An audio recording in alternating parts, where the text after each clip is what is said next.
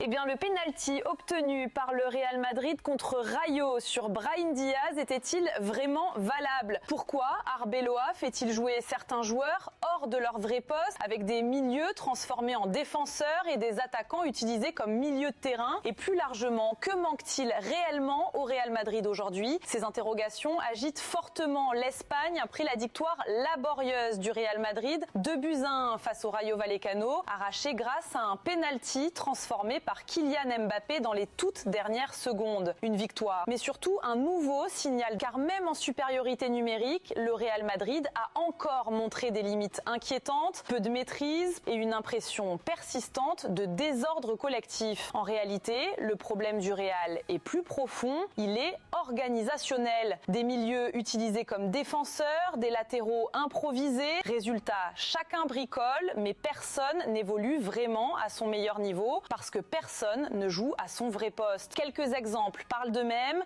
Gonzalo Garcia entre en jeu mais n'est pas aligné en pointe, son poste naturel, et se retrouve côté droit. Brahim Diaz, capable d'apporter entre les lignes ou sur un côté, redescend au milieu après la blessure de Jude Bellingham. Tchouaméni est régulièrement replacé en défense centrale, tandis que Valverde et Camavinga dépannent au poste de latéral. Autant d'ajustements qui finissent par brouiller complètement les repères. Le match a aussi été marqué par un énorme raté de Kylian Mbappé. Après avoir éliminé le gardien, il trouve la barre transversale face au but ouvert. Sur une autre occasion, Brahim cherche la passe au lieu de frapper et un commentateur de La Liga TV lâche. Brahim Diaz aurait dû tenter sa chance. Même Mbappé a été surpris qu'il cherche la passe. Malgré tout, Vinicius Junior ouvre le score, De Frutos égalise pour le Rayo, puis Mbappé libère les siens sur pénalty à la 100e minute après l'expulsion de Pathé Ciss pour une grosse faute sur Dani Ceballos. Le Real revient ainsi à 1 point du FC Barcelone, mais au-delà de ce fait de jeu, le constat reste le même. Beaucoup estiment que l'entraîneur n'a pas encore trouvé la formule idéale. Et au final, la même question demeure. Le pénalty obtenu sur Brahim Diaz était-il vraiment valable? Quel est réellement le problème du Real Madrid aujourd'hui?